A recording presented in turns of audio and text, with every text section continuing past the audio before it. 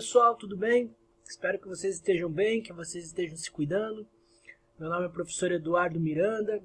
A gente vai trabalhar aqui Sociologia com vocês e no intuito de fazer uma revisão. Então hoje a gente vai fazer uma revisão baseado nas questões, né? Eu trouxe também aqui algumas telas com alguns exercícios que eu extraí do livro de atividades de vocês. Então, claro, a gente não vai conseguir fazer uma revisão de todos os conteúdos aí que a gente veio acompanhando com as aulas já remotas do segundo ano, né, na segunda série que vocês se encontram, mas a gente vai conseguir trabalhar alguns aspectos aí na revisão também, com o intuito aí de, nos exercícios, a gente focar algumas questões que a gente vislumbra ser importante e interessante para vocês também. Então, vamos dar uma olhadinha lá. A gente está no volume 6, né, como a gente vinha acompanhando nas aulas, a formação da globalização econômica. O que era importante a gente resgatar lá das aulas anteriores? Lembrar aquele quadro, né, aquele esquema de que a globalização econômica ela pode ser entendida em duas grandes dimensões. Foi assim que a gente tentou trabalhar as aulas anteriores. Uma primeira dimensão de integração e uma segunda de interdependência. A integração vai se dar pelo aumento das ligações econômicas, sociais, políticas e culturais dos países. Eu até colocaria aqui, arriscaria aí complementar o material de vocês, também ligações tecnológicas, né? Porque hoje a tecnologia tem feito muito esse papel de interligar economicamente, socialmente, politicamente e culturalmente. A gente vê pela questão aí da pandemia, né?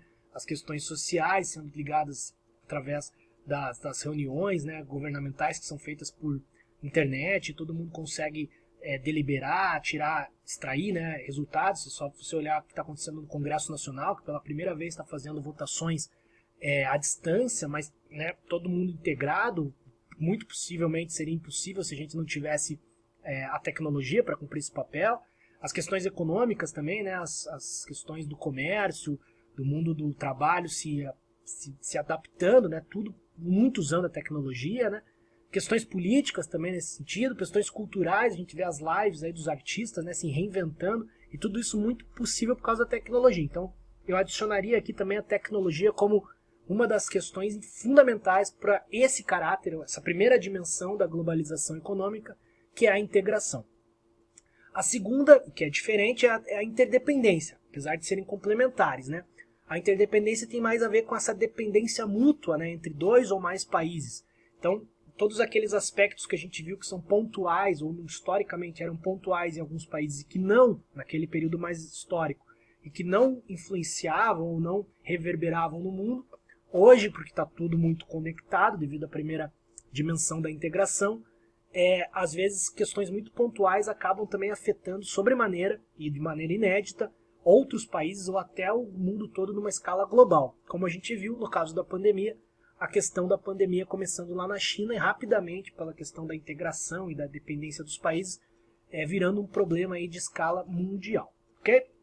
Nesse sentido, eu trago dois exercícios aqui do livro de atividades de vocês. O primeiro é o número 1 mesmo lá do livro de atividades de vocês, que vai pedir para nós lá entendermos um pouquinho sobre o contexto, né, daquele que a gente discutiu também no livro de vocês, também enaltece bastante, do contexto do pós-1944, né, da pós-Segunda Guerra Mundial, que foi mais ou menos o marco que a gente pontuou ali de início dessa globalização moderna, tal qual a gente entende. Então vamos dar uma olhadinha lá. Em julho de 1944 ocorreu a conferência de Bretton Woods, né, no Mount Washington Hotel, isso não é tão importante, em New Hampshire, Estados Unidos. Nela participaram 730 delegados de 44 nações que deliberaram sobre. Então, o que aconteceu? Né? Qual foi a grande discussão? Deliberar é quando a gente discute e vota. Né? A gente tira uma posição majoritária quando a gente delibera. Então, vamos ver lá. A criação das Organizações Unidas, a ONU. B, a criação da Organização Mundial do Comércio, a OMC. C, a criação da Organização do Trabalho do Atlântico do Norte, né, do Atlântico Norte, a OTAN. D, a confirmação do padrão ouro como referência para o sistema monetário internacional. Ou E, a criação do Banco Internacional para a Reconstrução e Desenvolvimento, BID, ou do Fundo o Fundo Monetário Internacional, o FMI. Se a gente retomar lá o material de vocês e as aulas, acho que vocês não vão ter dúvidas aí em marcar, vamos ver aqui o gabarito, a E. Então a gente viu lá que desse período, todas as outras questões basicamente não tem a ver, né, elas são circundam ali, por exemplo, a ONU, a questão da OMC, que é um braço da ONU no comércio, mas nessa reunião que a gente tentou destacar, na verdade, esses mecanismos internacionais, supranacionais, né, que a gente tentou destacar como o FMI, que foram criados e decididos ali, né? Então, fica a letra E como gabarito para essa questão. Acho que vocês não devem lembrar das aulas, não devem ter qualquer tipo de dúvida. Se tiveram ou se ficarem em dúvida, retomar aí as aulas anteriores que a gente conversou e discutiu essa questão. A 2, ou o exercício 2, já é um exercício mais genérico, assim, né? Bem cara de vestibular mesmo. Então é da Unesp, dá uma olhadinha lá, né? Tem um trecho ali destacado: com o fim da Guerra Fria, os Estados Unidos formalizaram sua posição hegemônica, sem concorrência e se expandindo para as antigas áreas de predomínio socialista. O capitalismo conheceu uma nova fase de expansão, tornou-se mundializado e globalizado. O processo de globalização criou uma nova divisão internacional do trabalho, baseado numa redistribuição pelo mundo de fábricas, bancos, empresas, comércio, serviços, etc. e mídias. Bom, dentre as consequências do processo de globalização é correto citar. Aí tem uma série de alternativas ali, né? O nascimento do governo universal e democrático, a pacificação das relações internacionais, o enfraquecimento dos Estados-nações, a abolição da exploração social do trabalho, o nivelamento econômico dos países. Então, a única que faz sentido com as aulas que a gente teve e não é contraditória, porque a maioria ali é falsa ou contraditória, me parece que é a alternativa C, né? Dá uma olhadinha lá no gabarito. O que houve ali no processo, uma das consequências do processo de globalização foi, de fato, o enfraquecimento dos Estados-nações. Ok? Até porque o nascimento de um governo universal e democrático não existe até hoje, né? Não veio dali, muito menos. A pacificação das relações internacionais, infelizmente, não acontece ainda. A gente tem uma série de conflitos e guerras. A abolição da exploração social do trabalho seria excelente se tivesse acontecido, mas infelizmente não é o caso. E o nivelamento econômico do país menos ainda, porque a gente tem ainda países muito desiguais, né? Países muito ricos e países muito pobres.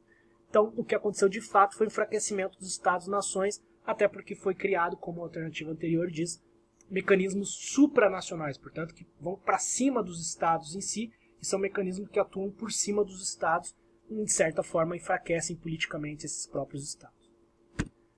Bom, aí a segunda parte, ou as segundas sequências de aulas que a gente teve, foi sobre mais focado nessas características da globalização econômica.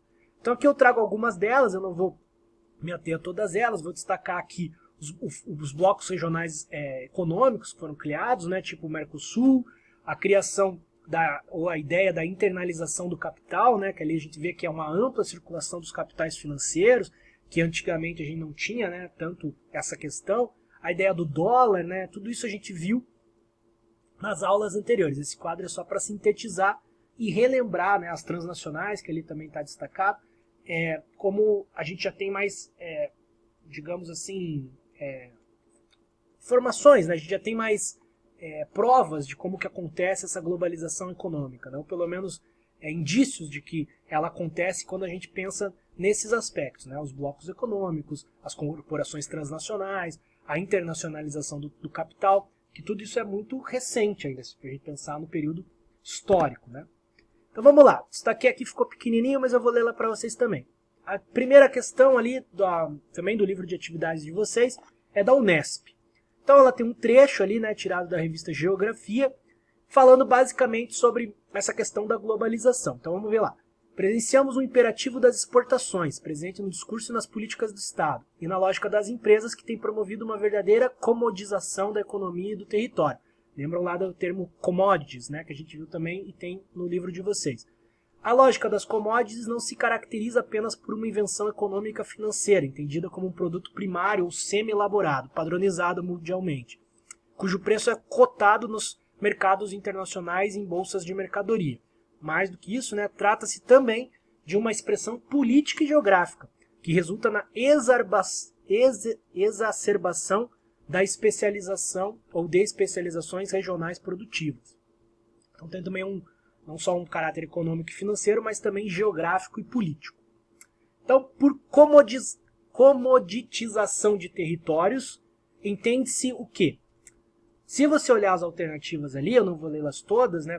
Vou dar um tempinho para vocês acompanharem aí no livro. vocês vão perceber que a maioria delas, ou é como no exercício anterior, né? Ou é falsa, né? Como a gente viu em outros exercícios do livro, né? Ou elas são falsas, ou elas são contraditórias. Então, se a gente olhar com atenção, a gente vai perceber, espero que vocês já tenham tido tempo de ler aí, caso vocês não tenham, podem parar o vídeo, tentar fazer, porque eu vou apresentar aqui o gabarito na sequência. Mas a gente pode olhar lá, né? A diminuição das especializações regionais baseadas na produção de bens de capital e recursos minerais. A diminuição das especializações regionais baseadas na produção de bens de alta tecnologia. Acho também estranho, né? A ampliação e aprofundamento das especializações regionais baseadas na produção de bens de capital e de consumos duráveis. Ampliação e aprofundamento das especializações regionais baseadas na produção de bens agrícolas. Lembrem do texto lá, que é uma referência importante para a gente poder responder. Ampliação e aprofundamento das especializações regionais baseadas na produção de bens de alta tecnologia e recursos minerais. Se a gente parar para pensar, né, vamos ver se aqui que eu só trago o gabarito para vocês, me parece que a alternativa correta, né, ou pelo menos aqui não é contraditória e não é falsa, é a alternativa D, ok? De dado. E por último eu trago aqui também um exercício do Enem, que também está presente lá no livro de atividades de vocês, é o exercício 8 lá do material de vocês, que vai falar também mais da questão populacional, social da globalização, em especial das migrações e imigrações, né? Então a gente tem um trecho ali tirado de um texto do Otávio Yanni, que é um grande sociólogo brasileiro, né? Foi um grande sociólogo brasileiro, chamado A Era do Globalismo. Eu não vou ler aqui também para economizar tempo, mas sugiro que vocês deem uma olhadinha lá no texto também. Se vocês lerem lá o trecho, vocês vão perceber mais ou menos o que referenda ali o comando da questão. Dá uma olhadinha. A mobilidade populacional da segunda metade do século XX teve um papel importante na formação social e econômica de diversos estados nacionais. Ponto. Isso não se discute, está ali como uma afirmação. Uma razão para os movimentos migratórios nas últimas décadas e uma política migratória atual dos países desenvolvidos são. Então ele quer uma razão e uma política. Vamos ver lá. A. A busca de oportunidades de trabalho e o aumento de barreiras contra a imigração. B. Né, a necessidade de qualificação profissional e a abertura das fronteiras para os imigrantes. C. O desenvolvimento de projetos de pesquisa e o acautelamento dos bens dos imigrantes. Acautelamento seria o resgate, né? D. A expansão da fronteira agrícola e da expulsão dos imigrantes qualificados. E E. A fuga decorrente de conflitos políticos e o fortalecimento de políticas sociais. Acho que se a gente prestar atenção lá no texto, né, na parte destacada ali do texto do Yanni, a gente vai entender que uma das razões dos movimentos migratórios é a busca de melhores oportunidades de emprego, sempre foi assim, né, ainda mais agora em tempos mais globais. E uma política que é quase consequência desse fato é o aumento das barreiras contra a imigração. Isso está muito evidente em tempos atuais, quando a gente pensa em casos como a Hungria, a Itália recentemente, a própria questão do Brexit, né, tem muito a ver com isso, que foi recentemente votado na Inglaterra, e está uma discussão muito calorosa lá sobre sai a Inglaterra do Reino Unido, né, do chamado Reino Unido, ou fica, e da União Europeia. Então, assim, me parece que a A é a que faz mais sentido aí como gabarito para essa questão.